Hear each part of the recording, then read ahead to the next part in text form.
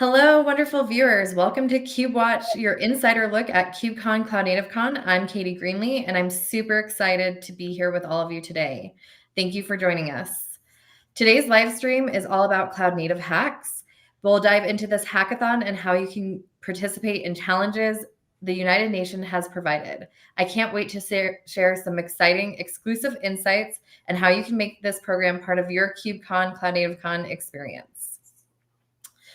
I would like to take a moment and welcome our guests Arun Gupta, Matusa Kajendaran,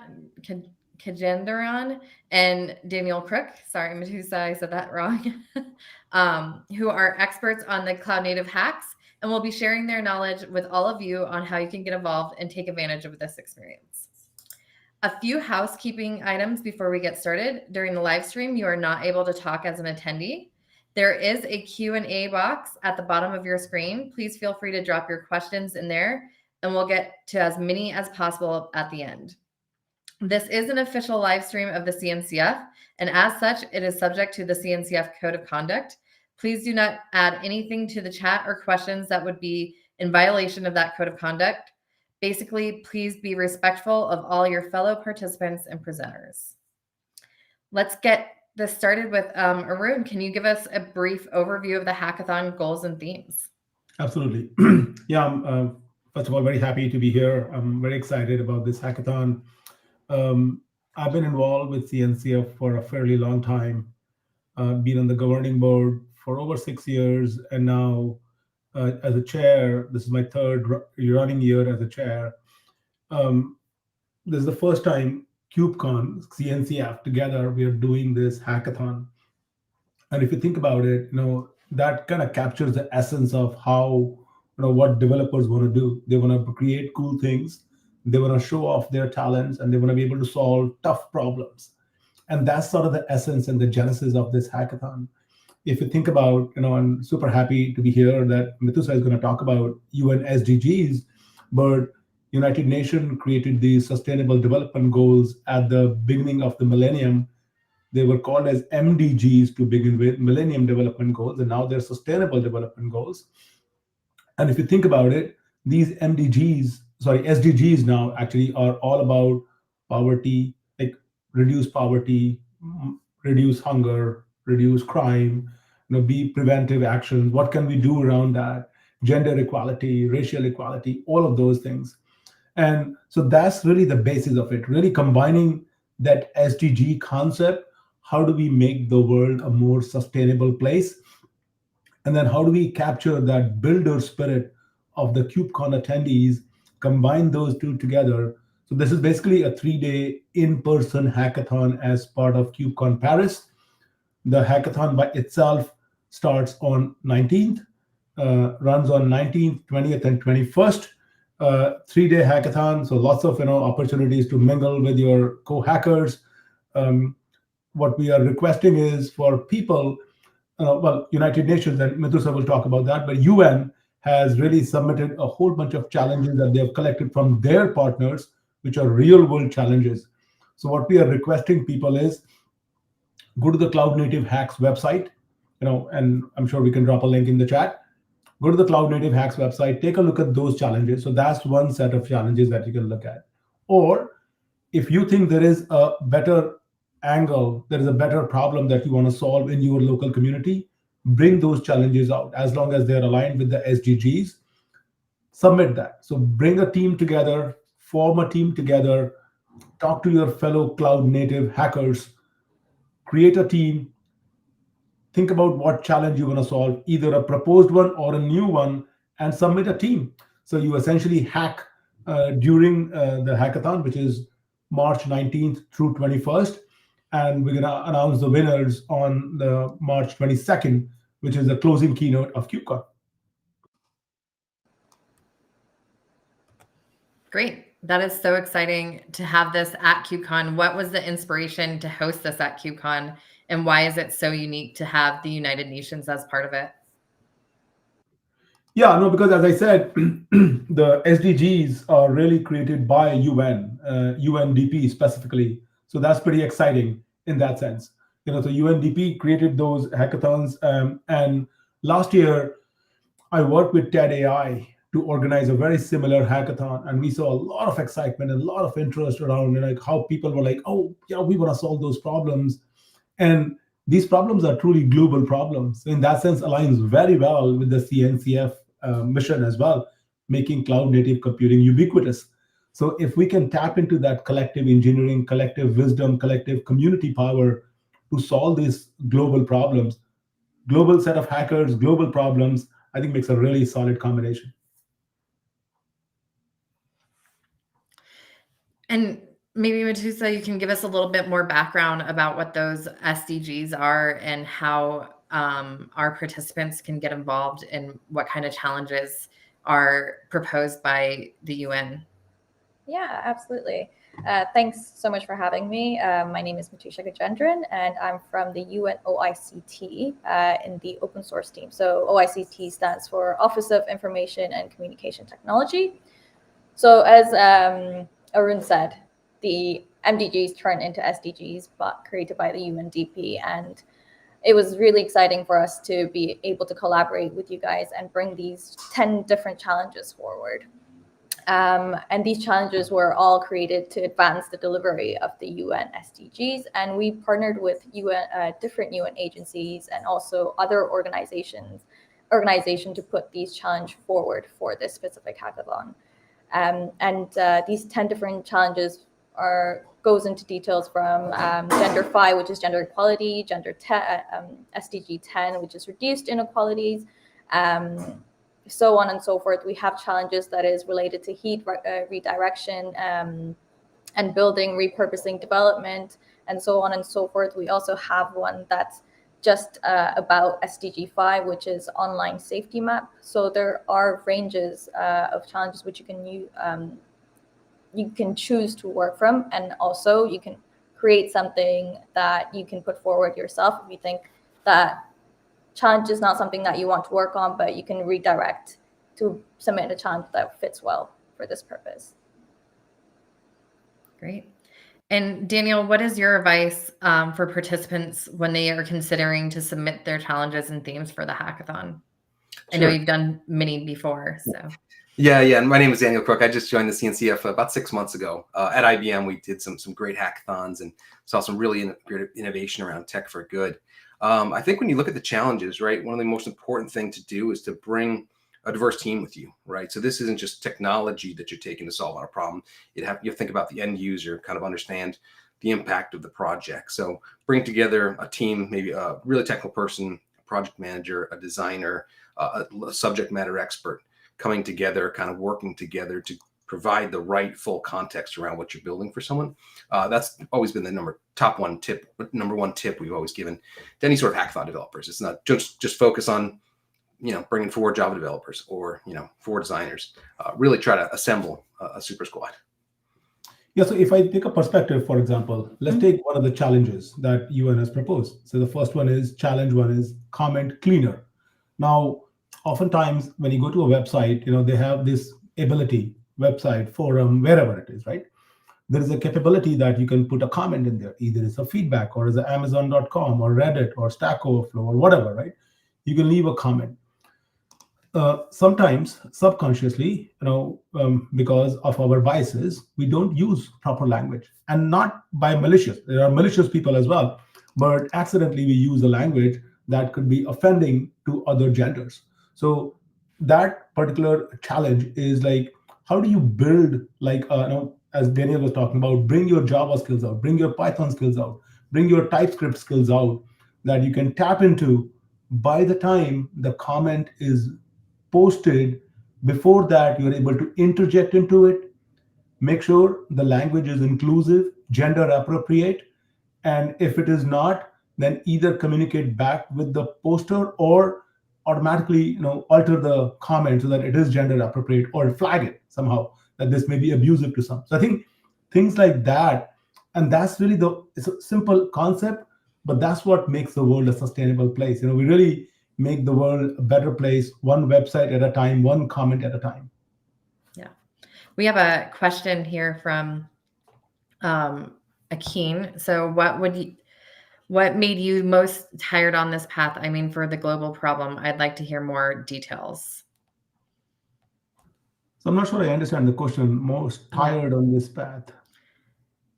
I think kind of what brought us, and maybe Akin, you can provide us a little more details, but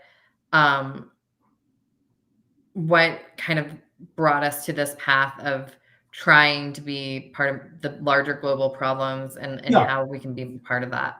No, I think, as I said earlier, really the concept here is, if you think about the mission of CNCF is to make cloud native ubiquitous. And if you think about, no matter where you go, private cloud, public cloud, edge, network, client, no matter where you go, cloud native computing is ubiquitous.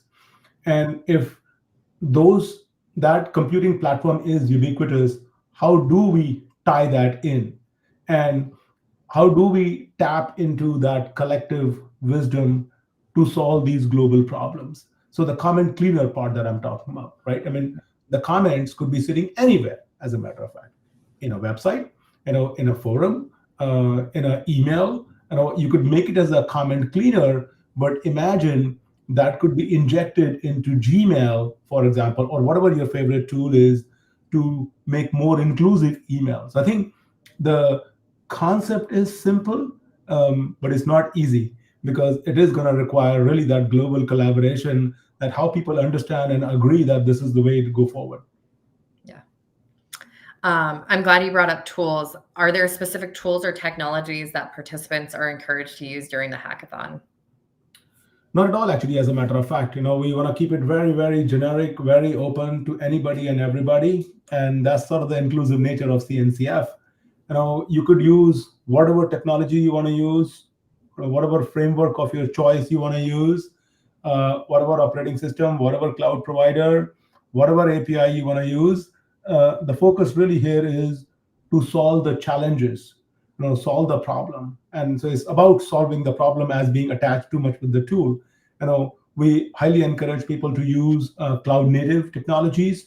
A lot of the times what we have seen is, you can create models like large language models or foundation models, or take an existing model and fine tune the model so that it is more appropriate for a particular use case. So we have seen AI technologies being used for this. So I would say, generally, we are looking people to use cloud native technologies, AI frameworks, and see how you can solve that problem, and try to think in terms of how can you keep the solution vendor agnostic. And it's okay if you want to create a solution that is specific to a vendor, but focus again on solving the challenge, independent of focusing too much on the tool. Whatever tool works for you, we'll take it. Yeah. And if I could build on that, I'd say definitely use the CNCF projects. We have over 180 of them. Potentially there's something you can use as a starting point. Definitely there. Look at the cloud native projects. And then even within the Linux Foundation, there's some great other open source projects, including some from Call for Code with the Linux Foundation. It's another Tech for Good program we've worked on, and there's some starter kits in there, there's technology in there. So definitely explore, find out what's there, pull it together into a combined solution. We have a question that just came in: how to know more information to participate in such a hackathon? So I think from that kind of, to build on this question from Nadia, is how does someone get involved? Is it a diverse participant pool, different levels and skills and backgrounds? And what is kind of the approach that you think someone should be doing when they're getting ready to participate? Yeah, we would love, there's a link in the chat which refers to the website, the CloudNativeHacks, which is on CNCF website, which talks about exactly what we would like you to do to participate in the hackathon. First of all, the hackathon is March 19th, 20th, and 21st, co-located with KubeCon Paris. So I would like you to think about what challenges would you like to solve. If you have an idea, wonderful. If you don't have an idea, take a look at the UN proposed challenges. Say, I'm going to solve this problem. Bring a team together. Talk to your workers, talk to your neighbors, talk to your friends who are in tech. Bring them together, submit that proposal over there. And the way this is going to work is, we are actively seeking out people to submit proposals to the hackathon. And there is a program committee sitting at the back end waiting for your proposals. So when your proposals come in, We evaluate the proposals based upon the merit of the proposal and the feasibility of the team, that can they accomplish it. And then once we do it that way, then sometime in February, we're going to announce which teams are going to able to make it. And then essentially, once we go through that process, we give you an announcement, and then we would like you to be there in person at KubeCon Paris, potentially hacking for the 3 days. So that's sort of the flow that we are looking at right now. Great. I think kind of to segue into not just participants from how they get started, but will there be mentors available to help participants during the hackathon? I know that's always a big question that people have, is someone going to be available to help guide them if they get stuck? Yeah, definitely. We are looking at, cloud native computing is very, very diverse and very, very large. So there will definitely be mentors available.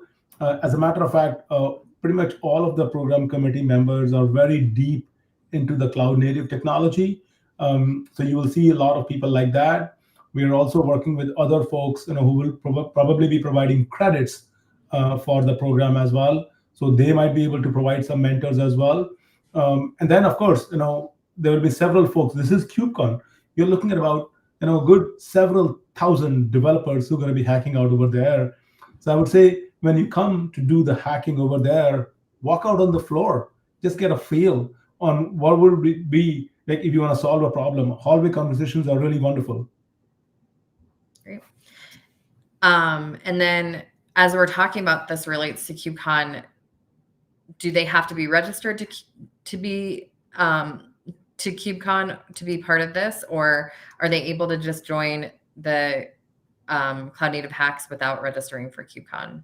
Yeah, you don't need to be registered for KubeCon in order to join the Cloud Native Hacks. And so you just sign up for the hackathon. We get up there, and that's it. You show up for the hackathon, because the idea here is, if you sign up for KubeCon, then you're there for 3 days, 4 days for KubeCon. And this is exactly overlapping with the event. So the goal would be, if you're coming for the hackathon, then you're staying around at the hackathon, maybe heading out for an hour or two, engaging with the other folks, but really spending majority of your chunk of your time on the hackathon, like really solving that problem, putting time and effort, designing, discussing, what it needs to be. And I think, Daniel, you were talking about the diverse skill sets. Essentially, we need somebody who can keep people on schedule, like a program manager. We need like a designer. We need like a coder. We need like somebody who can create that pitch, present to everybody. So I think there are multiple ways that those diverse skill sets would be there, which would be very relevant. I just want to jump in on that as well. I think the biggest misconception is that when it comes to hackathon, we're just looking for data scientists or developers, but it's more, we're looking for, like you said, pitchers, or just people who are aware about the SDGs, more social, able to pitch. So it's good to have a team that can do all of that and come together and pitch that at the hackathon. Yeah. And I think to kind of help get people ready and looking for pitches, or if they have questions, they can always join us on our CNCF Slack.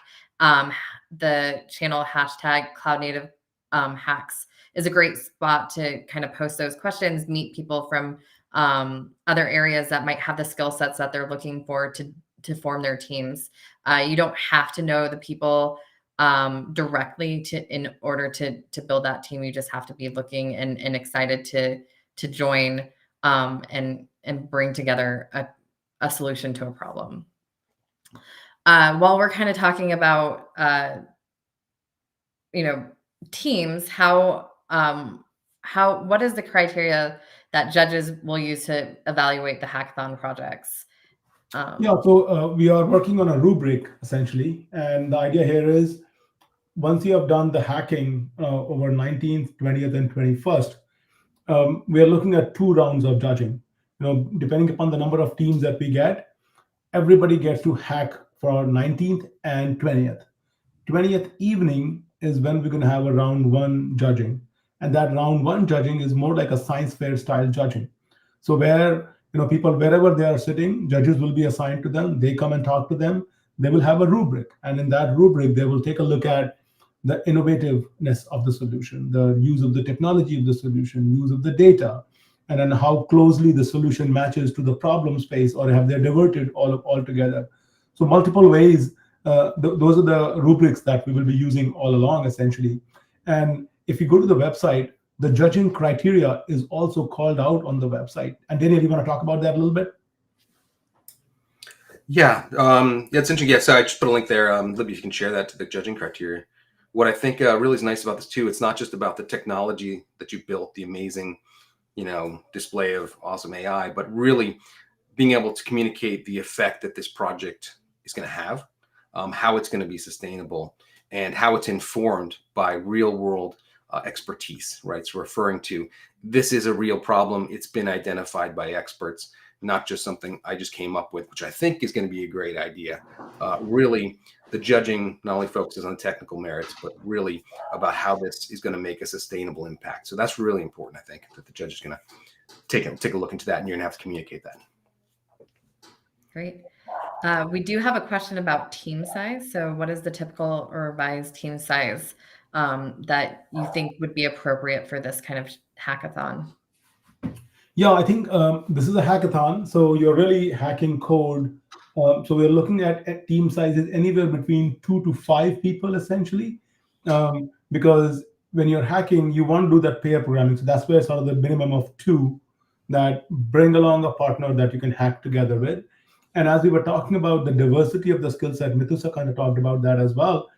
A programmer, a data scientist, a developer, a subject matter expert, a domain expert. So I think depending upon, a person could play different roles, but 2 to 5 is sort of for the team size that we are looking for, ideally, that we would love to take it.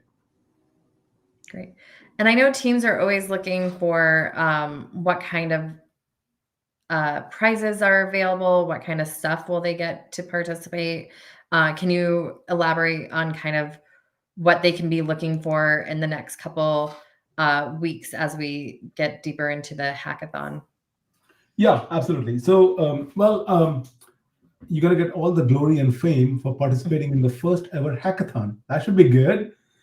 In addition to that, there will be cash prizes, as we don't have that exact thing logged up yet, but that will be done soon. In addition to that, you will also, the plan is we're going to have, of the teams that come in, we're going to pick a few teams from, everybody will go through round 1 judging. From that round 1 judging, we'll pick a few teams that will continue hacking on March 21st as well. March 21st evening is when we will have a round 2 judging, and that's going to be Shark Tank style judging. So for people who are not familiar, take a look at the Shark Tank show. But really, the judges will be sitting in a panel, and everybody will be kind of presenting their cases. And again, the judges will be given the rubric and to make sure that they evaluate the cases, the studies accordingly. And then we will decide the winners on 22nd evening. The first, second, and third prize winners will be announced and called up on the stage on 22nd morning in a closing keynote. So I think there's a lot of things that comes along with it. And of course, along with that, we will feature them on the CNCF website, as part of a blog. So all good things come along with it. And I'm just sharing from a personal experience, like last year when we did the TED AI hackathon, when we promoted the winners actually got contacted by a lot of people that we would like to mentor you, we would like to coach you, we would like to give you VC money. So think in that language, solving that challenge is only one part of the equation that you're doing, but there is probably a lot bigger element that is in prize for you. Wonderful. And then what kind of opportunities for participants beyond the hackathon post the hackathon are available, such as incubators or accelerators or industry connections? What kind of continued growth do you see past this? Yeah, absolutely. There is a startup fest that is happening at KubeCon. So there will definitely be opportunities. Like if you want to create your own company, let's say you get really passionate about the idea and you believe in the idea that, I can actually build a product out of it. So then there are definite opportunities. We're looking at several thousand developers from all across the world coming to Paris. And it's not just developers, it's like really senior executives across the company, the venture capitalists, the people who are mentors, founders, CEOs are coming over there. So depending upon what your ability is, depending upon what your interest is, are you focusing on just solving the problem during the hackathon, or you want to take it forward? There will definitely be opportunities by which we can put you into those growth accelerator programs. Great. Medusa, do you think that there's additional post-hackathon opportunities with helping the UN with their SDGs after the hackathon concludes from your standpoint? Yeah, absolutely. I think we will be able to mentor them in terms of the SDGs, how maybe even we can ask them if the UN is interested in kind of helping them out to scope their plans out. So yeah, there could definitely be interest in that. Great. As we're kind of getting near the end of our live stream, I just want to take a few minutes and give each of you an opportunity to share what you think is the most important thing that people should know about the hackathon and what their next step should be. We'll let Medusa start. Yeah, we'll start with Daniel. Let's kick that off with Daniel over there. All right, great. I think building on what Medusa said is really understand what the experts have said about these particular problem areas and understand them in depth so that you've limited your scope to something that's really going to be powerful for what you can achieve in 3 days, and that you can back it up with something that can be validated, you can share with the judges, and then for the long after the hackathon, maybe it's something that you can build into an open source project. So clearly define that scope, tie it to those SDGs, make sure it's validated, and then let your creativity take it from there. Perfect. Medusa, what's your thoughts on what people should be taking away? Yeah, I think the most important one is team up, join a team to collaborate, share different skills between the team. I think that's quite important. And pick a hackathon or a theme, that interests you so that you're able to keep pushing yourself through that 3 days. And plan ahead.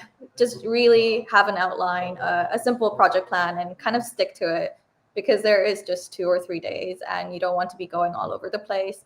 And also just learn and adapt, embrace the challenge, learn on the go, and be flexible about what you're doing. I'm going back to this point, and again, it's just time management. Again, you only have 3 days, so be very, very careful, allocate your time wisely, and prioritize those essential tasks that you have when you do join these teams. And most of all, just have fun.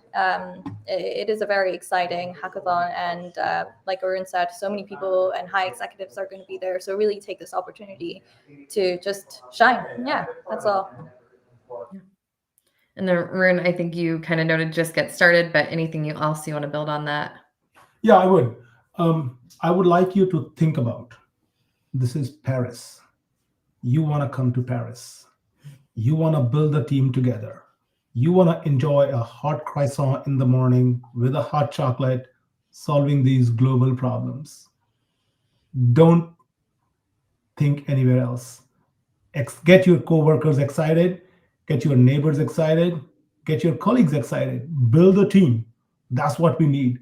We really want that energy with you. We really want that cloud native skills, AI skills, program management skills you have. Bring it on. We're going to serve you hot croissants. That's our promise to you.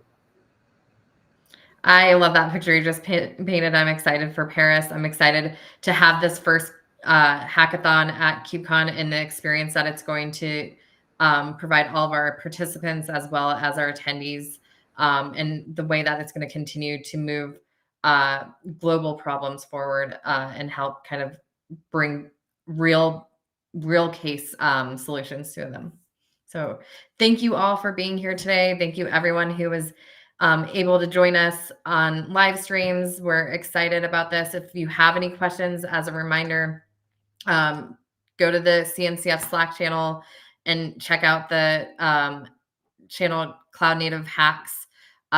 So we're excited for all that. And don't forget to register for KubeCon CloudNativeCon by 11:59 CST today to receive the standard pricing. But as a reminder, you don't have to be registered for KubeCon to be a participant in the Cloud Native Hacks. And again, thank you so much. Thank you for having us. Thanks. Yeah, thank you. Thanks so much, everyone. Bye.